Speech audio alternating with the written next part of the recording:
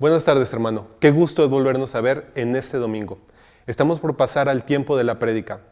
Continuamos con nuestra serie que se titula Al que venciere. El día de hoy vamos a hablar acerca de la iglesia de Pérgamo. Dios quería tratar especialmente con esta iglesia. Había creyentes que estaban haciendo un sincretismo entre sus propias creencias, su propia agenda y seguir a Cristo. No podemos tener un corazón dividido delante de Dios. Dios quería que estos creyentes se arrepintieran o iba a tomar cartas en el asunto. Vamos a escuchar a nuestro querido pastor, Roger Arcila. ¿Qué tal? Buenas tardes. Gracias por acompañarnos. Espero que te sientas bienvenido aquí en la Iglesia Cristiana Bautista Anástasis. Es un gusto que nos acompañes y espero que estés disfrutando este tiempo en familia, como iglesia, que somos hermanos en Cristo. Y si es la primera vez que nos visitas, estoy seguro que Dios tiene algo muy importante para ti, así que presta atención. Vamos a pasar el tiempo donde meditamos en la Biblia, abrimos la palabra de Dios y descubrimos qué es el mensaje que Él tiene para ti y para mí. Estamos en la serie acerca de mensajes a la iglesia, las 7 cartas que Juan escribió en el libro de Apocalipsis y que tiene que ver con animarnos a que el que venciere hay una promesa de parte de Dios. Y esto es abierto para cualquiera. Todos nosotros debemos ser caracterizados por ser personas que somos victoriosas, pero victoriosos a la manera de Cristo. Entonces te invito a que por favor ahí donde estás me acompañes a el libro de Apocalipsis y vamos a dar lectura a la carta que nos toca el día de hoy, el mensaje a la iglesia de Pérgamo. Lo vamos a encontrar en Apocalipsis capítulo 2, versículos 12 al 17. Vamos a darle lectura a estos breves versículos y después permítame hacer una oración antes de meditar en cuál es el contexto de la iglesia, cuál es el contenido que vamos a encontrar en este mensaje y sacar algunas conclusiones y aplicaciones prácticas para ti y para mí. Entonces vamos a buscar Apocalipsis capítulo 2, versículos 12 al 17 y permíteme darle lectura. Dice así la palabra de Dios. Y escribe el ángel de la iglesia en Pérgamo, el que tiene la espada aguda de 2 filos, dice esto: yo conozco tus obras y dónde moras, donde está el trono de Satanás, pero retienes mi nombre y no has negado mi fe, ni aun en los días en que Antipas, mi testigo fiel, fue muerto entre vosotros, donde mora Satanás. Pero tengo unas pocas cosas contra ti, que tienes ahí a los que retienen la doctrina de Balaam, que enseñan a Balac a poner tropiezo ante los hijos de Israel, a comer de cosas sacrificadas a los ídolos y a cometer fornicación. Y también tienes a los que retienen la doctrina de los nicolaitas, la que yo aborrezco. Por tanto, arrepiéntete, pues si no, vendré a ti pronto, pelearé contra ellos con la espada de mi boca. El que tiene oído, oiga lo que el Espíritu dice a las iglesias. El que venciere, daré a comer del maná escondido y le daré una piedrecita blanca y en la piedrecita escrito un nombre nuevo, el cual ninguno conoce sino aquel que lo recibe. Vamos a orar. Padre nuestro, gracias porque tuviste a bien dejarnos tu palabra como guía, como luz, y gracias porque contamos con el Espíritu Santo. Por eso pedimos, Señor, que hoy sea a través de la obra del Espíritu Santo que podamos meditar en tu palabra para analizar esas verdades que tú quisiste dejar en el corazón de la iglesia de Pérgamo y que de seguro quieres dejar en nuestros corazones el día de hoy. Bendice tu palabra, en Cristo Jesús oramos. Amén. Vamos a empezar hablando del contexto de la iglesia de Pérgamo. Esta iglesia era la principal, la capital de esta provincia romana de Asia. Tenía mucha importancia porque ahí estaba todo el poder administrativo de esta provincia. Algunos reyes tuvieron una gran ambición de convertir a Pérgamo en una ciudad que tuviese la categoría como Atenas. Y en gran medida estos reyes lo consiguieron. Muchos de sus edificios sobresalían, pero tenían una característica muy particular. Tenían una gran biblioteca y esta biblioteca competía incluso con la famosa biblioteca de Alejandría. Se dice que esta biblioteca de Pérgamo contaba con más de 200,000 rollos de pergaminos, que por cierto, de ahí es donde viene el nombre que utilizamos para pergaminos por la ciudad de Pérgamo, ya que en esta ciudad fue donde se perfeccionó este proceso de usar las pieles de cabras, de ovejas, para producir libros, y lo cual sustituyó al papiro, que eran pequeñas hojas de juncos que por ser hoja se perecía más rápido, ¿no?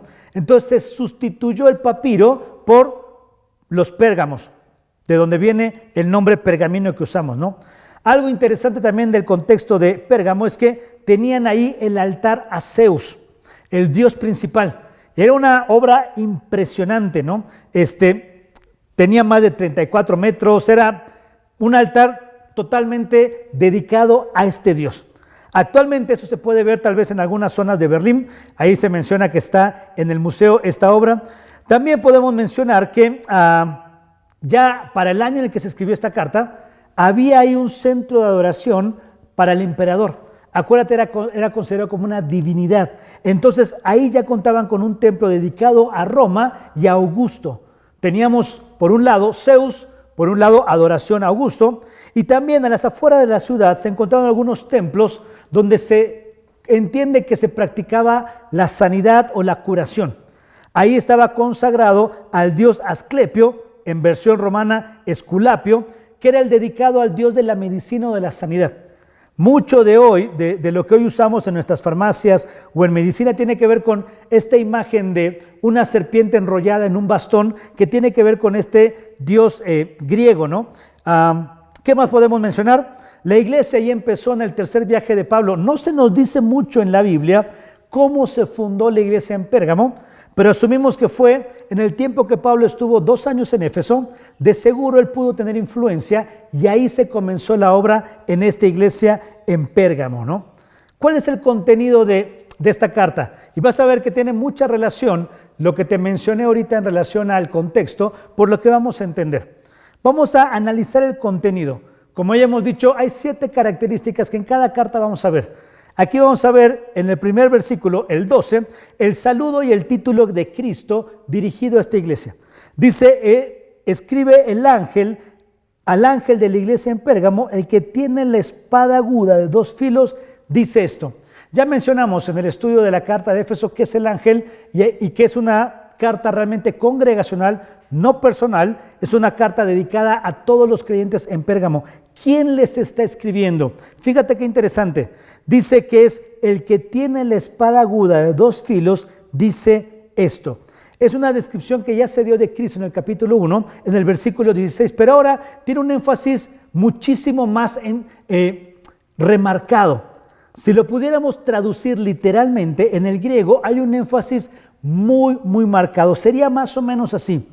Esto dice el que tiene la espada que es aguda, la espada que es de 2 filos. Y esta imagen es una imagen que de entrada ya nos muestra que algo no está bien. ¿Por qué? Porque ver a Cristo desenvainado con una espada en las manos habla de un juicio, habla de que está por atacar. ¿Te acuerdas la imagen en un momento dado cuando Jacob se encuentra con el ángel de Jehová y lo ve con una espada desenvainada y él no sabía si era a favor o en contra? Siempre que en la escritura se aparece alguien con una espada desenvainada, habla de que va a venir un juicio inminente. Ya de entrada, al leer esta porción, podemos ver que Cristo está a punto de emitir un juicio sobre esta iglesia.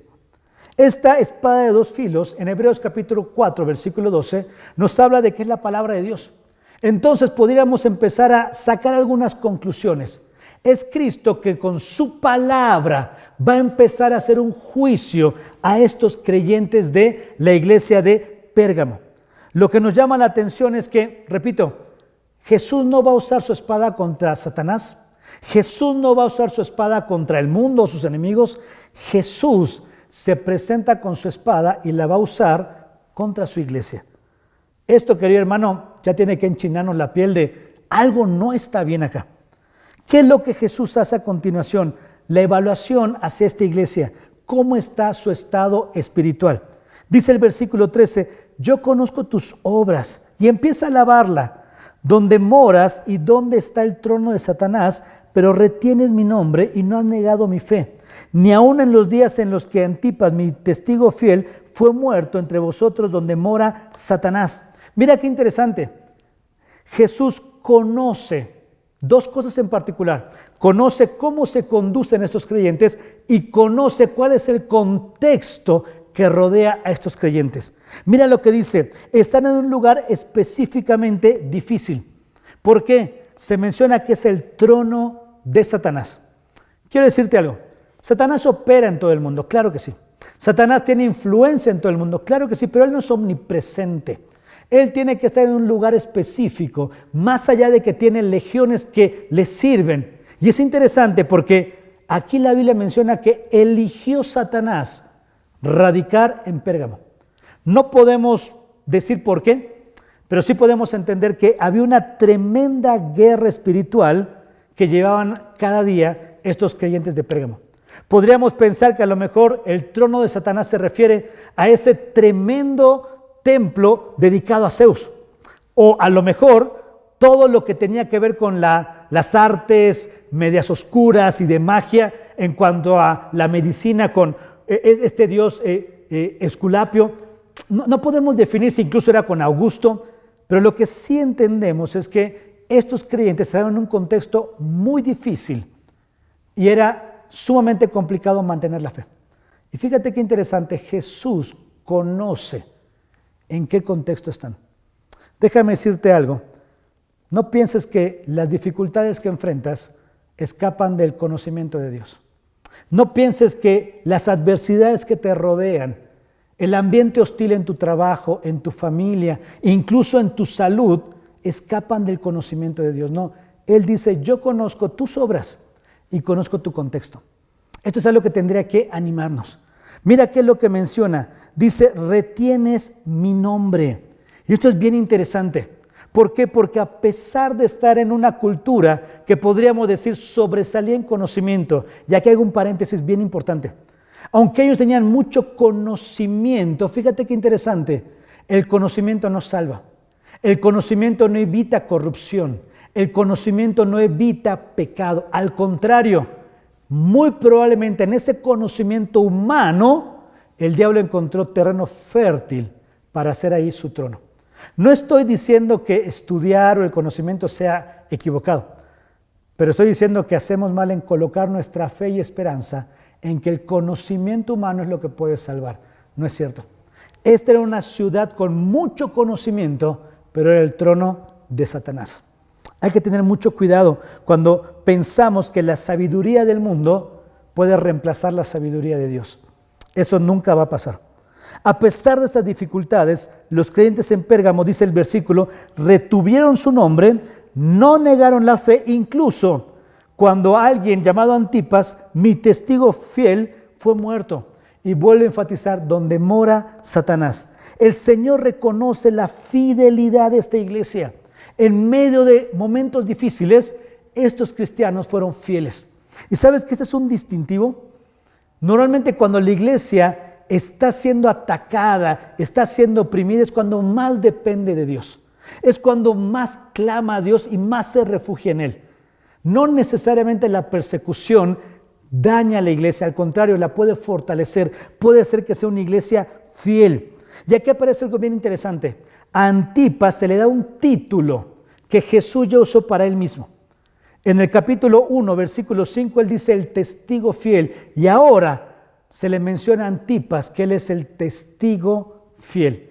¡Qué privilegio que a un hombre se le considere con un título que a Cristo se le ha reconocido!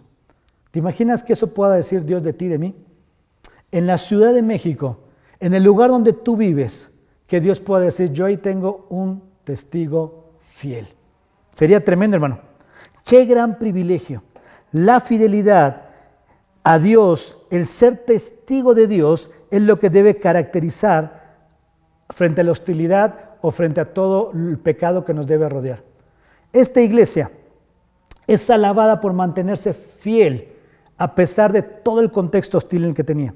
Pero luego, en el versículo 14, vienen las palabras de reproche. Cristo ahora reprende a esta iglesia y Él le dice, tengo unas pocas cosas contra ti, que tienes ahí a los que retienen la doctrina de Balaam, que enseñan a Balac a poner tropiezo ante los hijos de Israel, a comer de lo sacrificado a los ídolos y a cometer fornicación. Aunque fueron fieles y sufrieron persecución, estos cristianos lamentablemente, ¿sabes qué pasó? Empezaron a ceder a doctrinas equivocadas. De hecho, el diablo no va a quedarse tranquilo si una técnica no le funciona. Aquí aparece una palabra, poner tropiezo. Y esa palabra poner tropiezo es hacer una trampa para que uno quede cautivo, quede atrapado. El diablo quiere usar una táctica, persecución, no le funcionó. Va a usar otra táctica. Esto es algo que tenemos que reconocer. Cuando el creyente atraviesa periodos difíciles, puede aferrarse a Dios. Y si esa hostilidad no hace que niegues tu fe, quiero decirte algo, el diablo va a buscar otra táctica. Satanás va a buscar otro frente por el cual atacarte si ya vio que la hostilidad no da resultado. Y eso es lo que pasó con esta iglesia. Menciona que ahí donde estaban empezaron a retener la doctrina de Balaam que enseñaba a Balac a poner tropiezo. Como te mencioné hace un rato, a veces la hostilidad no es lo que nos hace caer. A veces la tranquilidad, la comodidad, la facilidad de adorar a Dios puede ser el mayor peligro. Te pongo un ejemplo del Antiguo Testamento para que entiendas esto. David, en sus primeros comienzos, fue un gran guerrero. Y cuando tuvo que pelear en medio de diferentes enemigos, él dependía de Dios. Lee los salmos. Hay salmos hermosos donde él coloca toda su fe, su esperanza antes de ir a la batalla, porque sabía que solo Dios era el que podía darle la victoria. Pero claro, cuando David ya no salió a la guerra y ve 2 de Samuel, decidió quedarse en cama. Él ya no tenía que pelear, ya podía mandar a otros, ya estaba cómodo. Fue su mayor caída. Salió al balcón, vio una mujer y ya sabemos el resto de la historia.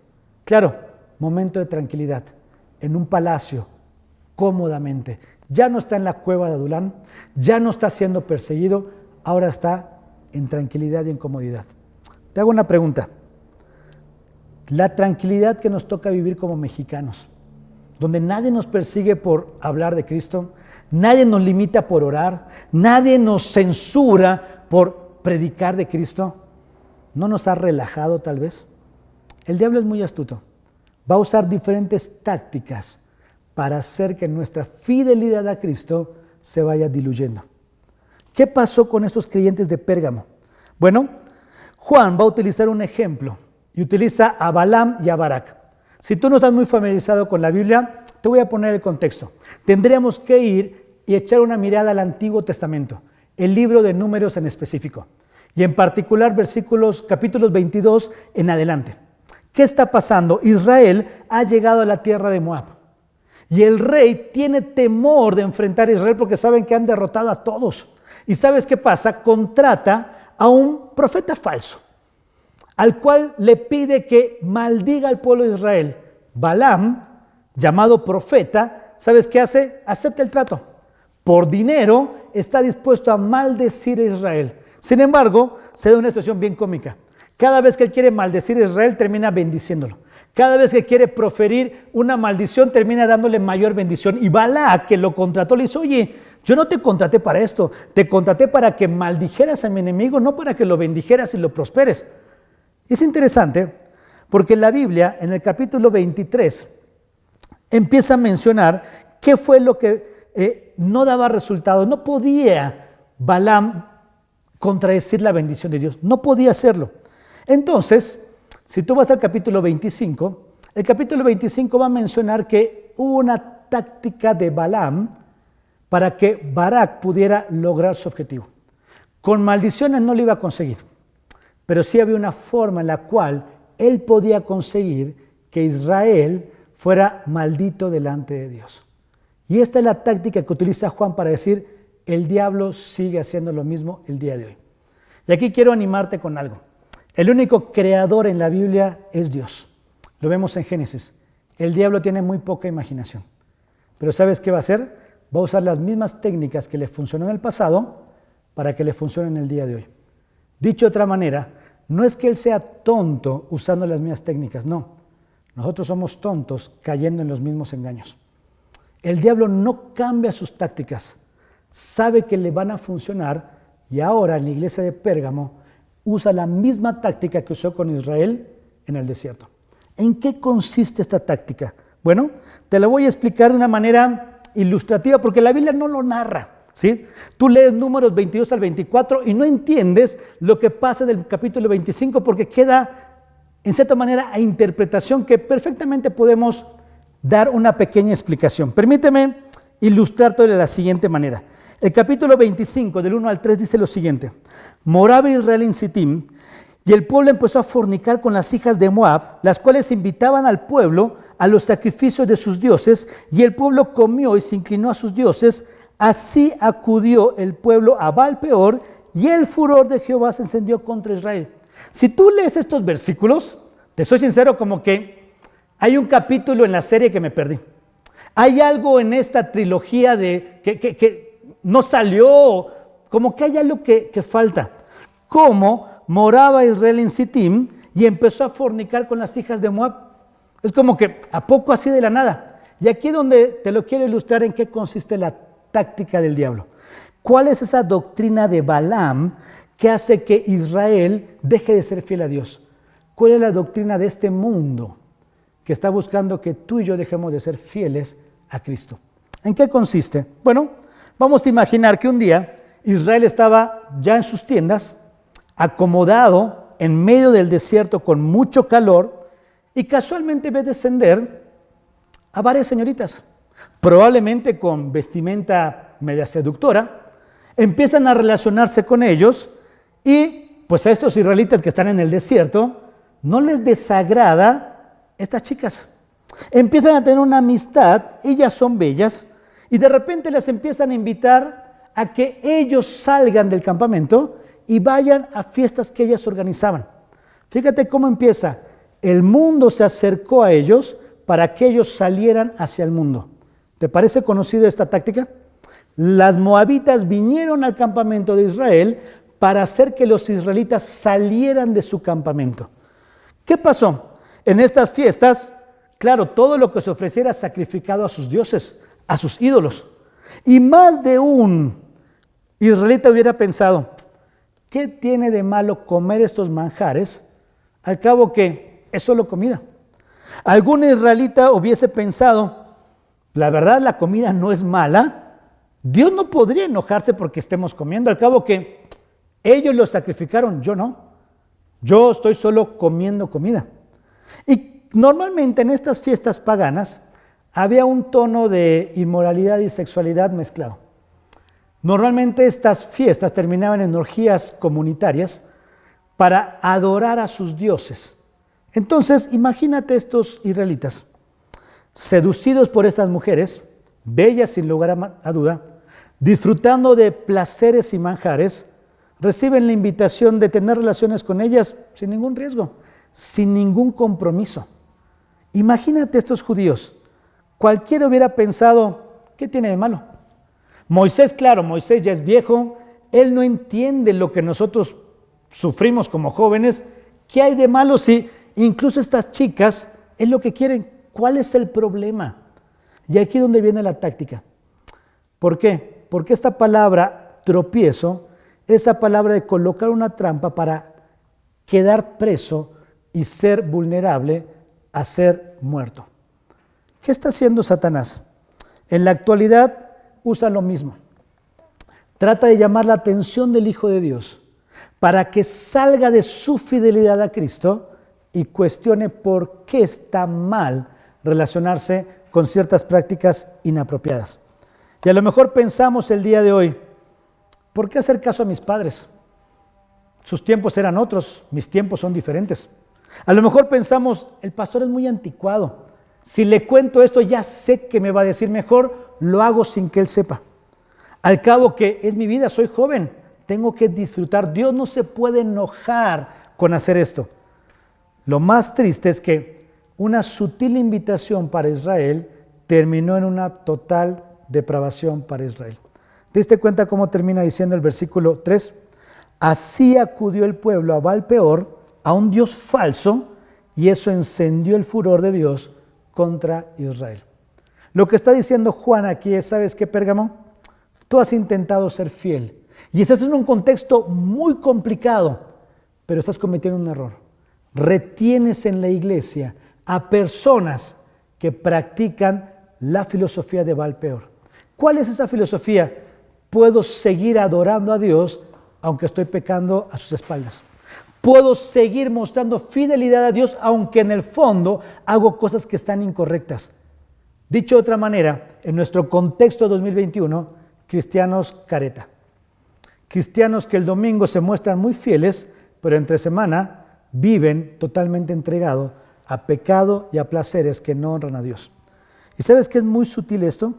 Una sutil invitación va a determinar en una total depravación. En aquel tiempo fueron mujeres. Hoy la Biblia menciona en 1 Juan que hay cosas que nos pueden atraer. Deseos de los ojos, deseos de la carne, vanagloria de la vida.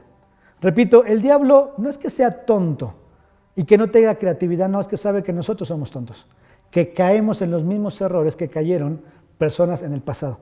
Por eso la Escritura nos anima y dice en 1 Corintios capítulo 10, versículos 6 al 8 lo siguiente: estas cosas sucedieron como ejemplo para nosotros, para ti, para mí, querido oyente, querido hermano, querida hermana, para que no codiciemos cosas malas como ellos codiciaron, ni seamos idólatras como algunos de ellos, y según está escrito, se sentó el pueblo a comer, a beber, se levantó a jugar, para que no forniquemos como algunos de ellos fornicaron y cayeron en un día 23,000.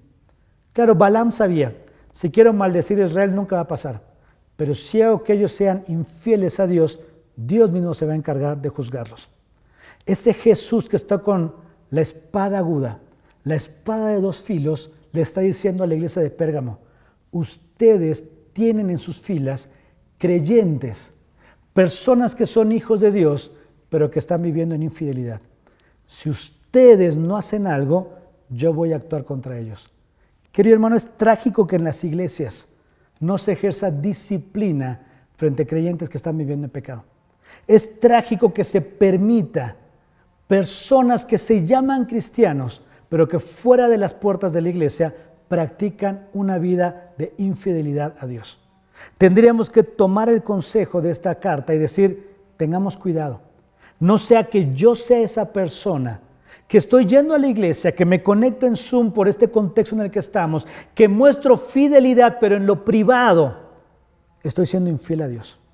En lo privado veo cosas que no tendría que ver. En lo privado participo en cosas que no tendría que participar. En lo privado estoy entregado a pecado. Cuidado, porque lo que esta carta menciona es que a veces podemos codiciar cosas malas y terminamos totalmente errados. Todo tiene que ver con nuestros deseos. Israel empezó a desear lo que Moab ofrecía. Hoy tú y yo podemos desear lo mismo en un contexto totalmente diferente. El problema en la iglesia de Pérgamo no solo era que participaban en prácticas del mundo, sino también, menciona el versículo 15, y tienes a los que retienen la doctrina de los nicolaitas que yo aborrezco. Aceptaban doctrinas equivocadas. Aunque la tolerancia hoy está en moda, la iglesia tiene que tener fidelidad a la enseñanza correcta. ¿Por qué es tan importante la doctrina? Bueno, porque una mala doctrina va a derivar en una mala práctica. Y quien mal practica el cristianismo va a predicar a un Cristo distorsionado. Por eso la sana doctrina es muy importante. Esta iglesia de Pérgamo no ejerció disciplina sobre sus creyentes. Y esto llevó a que el Señor sea el que ahora iba a tener que ejercer disciplina si ellos no cambiaban. En cuanto a la pregunta de cuál es la doctrina de los nicolaitas, la verdad la Biblia no menciona mucho. En la iglesia de Éfeso se mencionó acerca de las obras de los nicolaitas. Sin embargo, basta mencionar que era una enseñanza que corrompía al cristiano. A lo mejor es una enseñanza popular actualmente. Hay quienes interpretan que es esa forma de pensar que no viene de afuera, viene de adentro, de creyentes que dicen: hay que ser un poquito más abiertos. No podemos separarnos del mundo, porque si no, ¿cómo les vamos a predicar? Tenemos que acercarnos al mundo, y para acercarnos al mundo tenemos que empezar a parecernos al mundo. Entonces es una doctrina que empieza a presentar un cristianismo amable al pecador. Es como decirles, ve, ser cristiano no está tan aburrido. Mira, nosotros hacemos lo mismo que ustedes hacen, tomamos lo mismo que ustedes toman, bebemos, comemos, practicamos. ¿Ves? Ser cristiano no es tan diferente. ¿Sabes qué es lo absurdo de esto? Que luego, ¿cómo les vamos a predicar de que se conviertan a Cristo? Se están viendo que el cristianismo es exactamente lo mismo que ellos están viviendo. Esta doctrina de los nicolaitas no podemos definirla, pero hay quienes piensan que tiene que ver con esta libertad cristiana más holgada, para no vernos tan diferentes a un mundo que necesitamos alcanzar. Sin embargo, como te mencioné, creo que el error es que el mundo empieza a entrar en la iglesia, pero no con la intención de ser convertido, con la intención de sacar al cristiano de la fe real en Cristo. Tengamos mucho cuidado. En el contenido de la iglesia vemos la palabra de exhortación. Versículo 16 dice, por tanto, arrepiéntete. Aquí no hay varias instrucciones, aquí hay una muy específica. Arrepiéntete, si no vendré a ti pronto, pelearé contra ellos con la espada de mi boca. Es un llamado a esa comunidad de cristianos que han tolerado prácticas que no son. ¿Y sabes que este es un mal que carcome la iglesia? Lamentablemente, hoy en día, muchas de las cosas que los cristianos practican que están mal, las hacen con otros cristianos. No las hacen con gente que no conoce a Dios, las hacen con gente que conoce a Dios. Y eso es trágico, porque si entre nosotros no nos animamos a vivir en santidad, ¿te diste cuenta lo que dice el versículo 16? Vendré a ti pronto y pelearé ¿qué? Contra ellos. Si tú sabes que hay algún cristiano que no está viviendo correctamente, es tu responsabilidad ayudarlo a que discipline su vida delante de Dios. Es mi responsabilidad animarlo a que vuelva a su fidelidad a Cristo. Porque si tú y yo no lo hacemos, querido hermano, Dios va a tratar directamente con él. Y siempre que Dios trata es más severo. Siempre que Dios trata va a ser de una manera que a lo mejor ya no va a haber vuelta atrás. ¿No me crees? Busca 1 Corintios capítulo 11, versículo 28 al 32. Y mientras lo busca te voy a decir que Balaam, por esta enseñanza falsa, terminó muerto a espada. La Biblia menciona que ese día, en el versículo 9 de Números 25, 24,000 personas murieron a causa de esa infidelidad. Dios no toma a la ligera que vivamos hipócritamente delante de Él. Él no lo toma a la ligera. Miren lo que dice 1 Corintios 11, 28 al 32. Por tanto, contexto de la cena del Señor, un momento sagrado, un momento donde reafirmamos nuestra fidelidad a Cristo, aquel que nos salvó. Pruébese cada uno a sí mismo y coma así del pan y beba de la copa, porque el que come y bebe indignamente, sin discernir el cuerpo del Señor, juicio come y bebe para sí. ¿Te das cuenta lo terrible que es ser infiel ante Dios? Pensamos que por hablar de Cristo, porque ya somos la iglesia, todo lo que hagamos va a ser aprobado por Dios. Mentira, no hay verdad más lejana. Al contrario, si nosotros somos la iglesia de Cristo, se nos exige ser fieles a Él. Dice el versículo de 1 Corintios, por lo cual hay muchos, fíjate bien, enfermos, debilitados entre vosotros, y muchos ¿qué? Muchos duermen. Este concepto de dormir es que la forma bíblica que se menciona para el creyente que ha muerto, ya partió. Fueron creyentes que no reconocieron, no se arrepintieron, siguieron en su infidelidad delante de Dios y Dios fue el que tuvo que tener juicio contra ellos. El que tiene la espada aguda, la que tiene dos filos, llegó a su vida y hubo un juicio. Algunos enfermos, algunos debilitados y muchos duermen. Si pues nos examinásemos, y presta atención hermano, no al de enfrente, no al de al lado, no al que me cae mal, no. Nos examinásemos ¿qué? A nosotros mismos. No seríamos juzgados por quién, no por otro cristiano, no por el pastor, no por un líder, no seríamos juzgados por quién, por ese que tiene la espada de dos filos, la palabra de Dios, que nos examina y estamos desnudos ante ella. Mas siendo juzgados, somos castigados, subraya, por el Señor. ¿Sientes que te va mal en la vida? Pregúntate si es soberanía o consecuencia. Pregúntate si es porque Dios quiere formar tu carácter o porque Dios está corrigiendo tu carácter. No seríamos juzgados por el Señor para que no seamos condenados, ¿qué? Con el mundo. Querido hermano, la infidelidad Dios no la trata a la ligera. Esta iglesia de Pérgamo estaba en un contexto muy hostil. Dios lo conocía, pero tenía contra ellos que se habían contaminado. El estar en un contexto hostil no justifica que tú y yo nos contaminemos. Si nos contaminamos, solo es una evidencia de nuestro corazón. Tenemos que ser fieles. ¿Cuál es el llamado? Arrepiéntete. Arrepentir es reconocer mi responsabilidad. Dios, yo soy el que decidí hacer esto. Dios, yo soy el que me alejé de ti. Yo soy el que tomé este camino. Perdóname. Primera de Juan dice que si negamos nuestro pecado, nos hacemos mentirosos. Pero si lo confesamos, si nos arrepentimos, Él es fiel y justo, querido hermano, para perdonar nuestro pecado y limpiarnos de toda maldad. El llamado es arrepiéntete. Para terminar, dice el versículo 17, el que tiene oído, oiga lo que el Espíritu dice a las iglesias. Al que venciere, le daré a comer del maná escondido y le daré una piedrecita blanca, y en esta piedrecita escrito un nombre nuevo, el cual ninguno conoce, sino aquel que lo recibe. El que tiene oído, oiga. Es un llamado a presta atención, pero también es un llamado a estudia la Escritura. Si tú tienes la posibilidad de estudiarla, hazlo, porque en ella vas a encontrar la manera de vencer. ¿Qué se le promete a estas personas que están dispuestas a retomar el camino correcto, a ser fieles al Señor? En primer lugar, se les promete que se le va a dar a comer el maná. Acuérdate que el maná era ese pan del cielo que descendió para nutrir a Israel en medio del desierto. Podríamos decir que lo que Dios va a proveer es fuerzas, les va a dar aliento para que en medio de ese contexto hostil ellos puedan seguir siendo fieles. Nada les iba a faltar, iban a tener el recurso del cielo. ¿Qué se les ofrece a estas personas? Se les menciona que van a tener una piedrita blanca y en esa piedrita blanca un nombre nuevo. Es interesante porque este concepto de piedrita blanca da muchas interpretaciones porque era lo que se utilizaba en las diferentes culturas. Una de las interpretaciones era que alguien que triunfaba en los Juegos Olímpicos se le entregaba una piedrecita blanca como reconocimiento de que él había ganado. Podríamos mencionar que es alguien que tiene privilegios porque venció la carrera cristiana. También esta piedrita en el ámbito judicial significaba para la persona que ya no tenía culpa.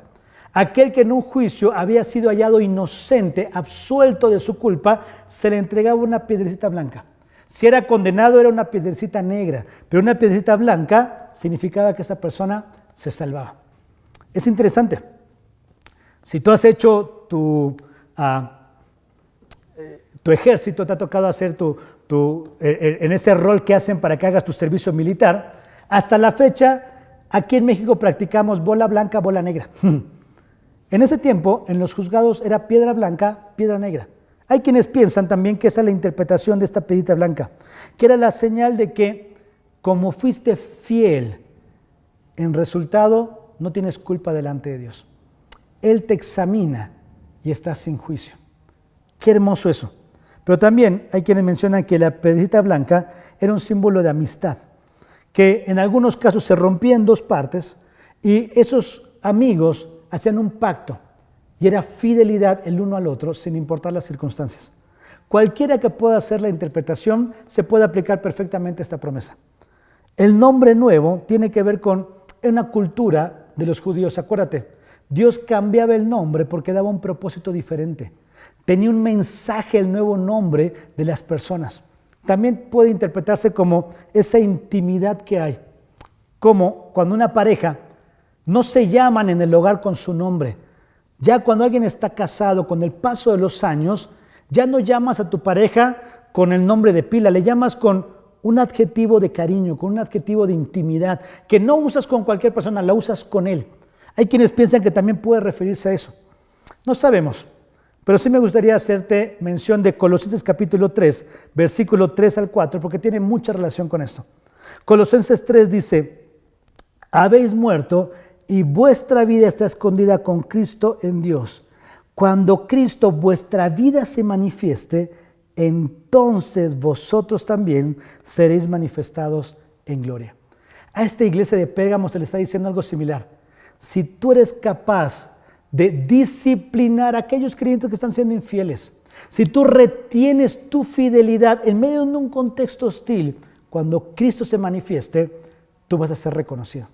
Querido hermano, querida hermana, ¿no te gustaría eso? ¿No te gustaría que Cristo te reconozca? Porque sin importar tu circunstancia, tu amor a Él, tu fidelidad a Él, se mantuvo fiel. Terminamos con lo siguiente. ¿Qué aprendemos de la iglesia de Pérgamo? En primer lugar, sufrir por la causa de Cristo no valida automáticamente nuestra conducta incorrecta ante Cristo. ¿Sabes que este es un error? Yo que me esfuerzo tanto para Dios, yo que hago tantas cosas para Dios, Dios no se podría enojar si hago esto malo. Mentira. El que yo sufra por Cristo no valida que yo haga cosas incorrectas ante Cristo. Al contrario, Él espera con más ansia que yo sea fiel. ¿Qué podemos aprender de este mensaje de la iglesia de Pérgamo? ¿Sí? Que Dios reprende con dureza la amistad con el mundo. Santiago ya lo ha mencionado. Cualquiera que se constituya amigo del mundo, se constituye enemigo de Dios. Querido hermano, solo hay un bando para elegir. O somos fieles a Dios, o nuestra infidelidad nos hace ser enemigos de Dios. Tú y yo tenemos que elegir. Y por último, ¿qué podemos aprender de esta carta a Pérgamo? La iglesia no debe hacer concesiones con el mundo. Tenemos que cuidarnos entre nosotros. Que si alguien está andando en pecado, le exhortemos, le animemos, lo llevemos a un arrepentimiento, porque si no, Cristo vendrá pronto y Él es el que va a tratar con ese creyente y siempre va a ser de manera más severa. Mostremos amor, alentando al creyente que está andando de una manera doble, de una manera hipócrita ante Dios, con amor. Gálatas dice que si alguno es sorprendido de alguna falta, el que es espiritual, el que está siendo fiel, le ayude, considerándose a sí mismo, para que esa persona regrese a la fidelidad a Cristo. Querido hermano, ¿tú estás siendo fiel a Dios? Te felicito. Pero la segunda pregunta es, ¿a quién estás ayudando para que también sigas siendo fiel delante de Dios? No se trata solo de velar por uno, se trata de velar los unos por los otros, porque Cristo viene pronto y solo el que venciere va a tener esa promesa delante de Dios. Dice la Escritura, el que tiene oído para oír, oiga. Te invito a orar. Bendito Padre que estás en el cielo, gracias Dios por esta palabra. Señor, ayúdanos a recordar que tenemos que marcar una diferencia con el mundo. Solo así vamos a poder mostrarles que hay una vida diferente, una vida plena, una vida que es totalmente distinta a lo que malamente el mundo ofrece y que no satisface. Señor, ayúdanos a seguir siendo fieles delante de ti. Podemos estar en un contexto totalmente pervertido, pero eso no justifica que dejemos de ser fieles ante ti. Ayúdanos, Dios. Necesitamos reconocer nuestro pecado, arrepentirnos, Señor, dejar de excusarnos, buscarte a ti, porque tú eres fiel y justo para perdonarnos. Ayúdanos, Dios. Bendice a tu iglesia. Te lo pedimos en Cristo Jesús. Amén. Dios te bendiga. La iglesia continúa. Te invitamos a unirte a nuestros servicios semanales, los cuales estarán apareciendo en pantalla.